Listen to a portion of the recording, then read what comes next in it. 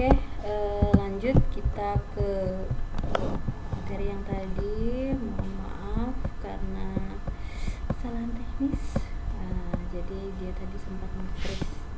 Oke, tadi Ibu berbicara tentang keuntungan dari prakerin. Oke, sedikit mengulang keuntungan dari prakerin bagi kalian yang sekolah di SMK. Ibu harap ketika prakerin nanti kalian melakukan prakerinnya dengan sebaik mungkin, bukan hanya semata-mata karena nilai, karena bukan tidak mungkin kalian nanti akan dipanggil ulang oleh pihak perusahaan atau pihak dari lembaga yang menerima prakerin kalian untuk bekerja di sana. Jadi usahakan nanti saat prakerin itu bukan hanya mengejar nilai atau mengejar supaya lulus, tapi bekerja sebaik mungkin agar kompetensi kalian itu bisa dinilai baik dan kinerja kalian juga dinilai juga terbaik oleh perusahaan atau industri atau lembaga yang menerima kalian prakerin atau PKN. Dan yang terakhir, perbedaan yang terakhir antara SMA dan SMK itu adalah karakter lulusan. Untuk SMA dan juga MA itu karakter lulusannya, wawasannya itu lebih luas ya. Ini berkaitan dengan teori-teori yang banyak dibahas. Jadi memang dipersiapkan untuk itu tadi. Wawasannya, kemudian pengetahuannya itu lebih luas. Sedangkan untuk SMK sendiri itu kalian bisa dikatakan sebagai tenaga kerja profesional tingkat menengah. Artinya adalah kalian itu sudah siap membuat lapangan pekerjaan sendiri atau bekerja. Biasanya di SMK itu punya yang namanya sertifikat keahlian. Nah, sertifikat keahlian itu bisa kalian gunakan untuk mencari kerja kalau memang kalian ingin segera mengaplikasikan kompetensi keahlian kalian. Atau bisa juga kalian bekerja untuk tambahan biaya kuliah, atau juga kalian ingin mencoba hal-hal baru dengan bereksperimen dengan kompetensi keahlian kalian. Intinya kalian itu dipersiapkan menjadi tenaga profesional tingkat menengah. Nah, ini pesantren. Pesantren itu sendiri sejarahnya adalah sebuah pendidikan tradisional yang siswanya itu tinggal bersama dan belajar di bawah bimbingan guru atau biasa disebut dengan kiai. Dan di pesantren sendiri otomatis kalian boarding school, menginap di asrama, tinggal di asrama, dan 100% seperti pesantren, tidak seperti man PK atau man IC. Jadi betul-betul murni dari selama 24 jam waktu kalian berada di pesantren itu semuanya ada kegiatan dan ada aturan waktunya. Nah, ada 2 jenis pesantren yang bisa kalian pilih. Yang pertama adalah pesantren salaf.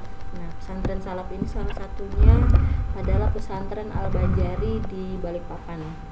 Itu pelajaran yang diajarkan atau fokus pembelajarannya hanya mengajarkan pendidikan agama, mulai dari membaca kitab kuning, ilmu kalam, tafsir, dan ilmu agama yang lain, hadis, fikih, akidah halak, dan lain-lain. Semuanya khusus pelajaran agama. Bagaimana dengan pembelajaran umum? Biasanya kalau pesantren salaf, kalau kalian berminat di pesantren salaf, kalian harus mempertanyakan atau bertanya lulusannya nanti bagaimana ijazahnya, karena biasanya pesantren salaf itu statusnya disamakan, artinya dia akan mengikuti program paket C untuk mendapatkan ijazah setara lulusan SMA. Jadi karena tidak ada mata pelajaran umum di situ, jadi itu tadi kalian harus mengikuti jenjang pendidikan paket C lagi untuk mendapatkan ijazah untuk bisa kuliah seperti itu, karena hanya pendidikan agama yang ada di pesantren salaf. Kemudian yang kedua, ini pesantren modern. Ini biasanya banyak peminatnya. Salah satunya adalah pesantren Gontor, As-Salam, kemudian pesantren Muhammadiyah yang terdekat di Balikpapan. Nah, ini sistem pembelajarannya sama dengan SMA, bahkan juga ada modifikasi dengan SMK, karena 24 jam selama 7 hari kalian berada di asrama, otomatis banyak kegiatan. Sistem pengajarannya pendidikan umum, ada pelajar juga pelajaran IPA, IPS, agama, bahasa, dan lain-lain. Dan juga ada SMK-nya. SMK-nya itu kalian nanti akan diajarkan seperti MAN 1, ada vokasi, ada hard skill yang akan dilatih di sana. Misalnya cara menanam, beternak, TKJ, kemudian tata busana, dan lain-lain, tergantung dari kemampuan pesantren itu mengelola. Banyak banget kegiatan yang biasanya kalian temukan di pesantren. Dan juga sistem belajarnya juga di kelas dan memiliki kurikulum seperti pembelajaran umum.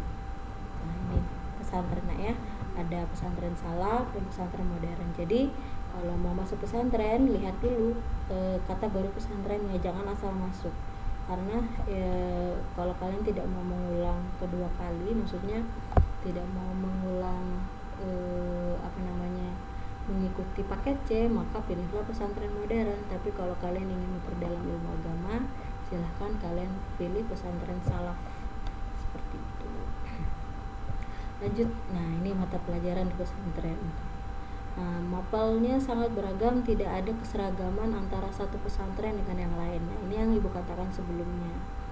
Tidak, setiap pesantren itu punya program kurikulumnya sendiri-sendiri, meskipun ada pembelajaran umum, ada muatan lokal khusus seperti itu.